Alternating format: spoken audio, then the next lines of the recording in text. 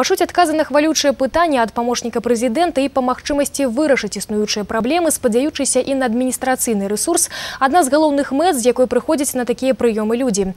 На гэты раз запісалася 19 чалавек. Пытанні самыя розныя. Пенсіянер Дмітрый Шнайдман звярнуўся з просьбай у будучым паспрыяць працэсу паскарэння атрымання пенсіі, якую ён атрымлівае як малалетні вязень фашызму з Германіі.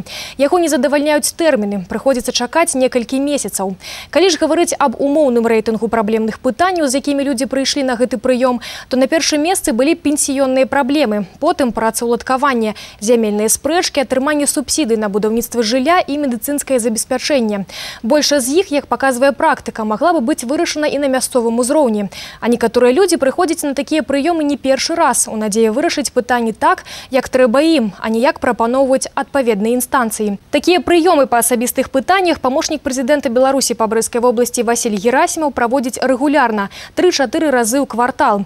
Акрамя сустрэч з людзьмі ў брэскім аблвыканкаме праходзяць і выязныя прыёмы.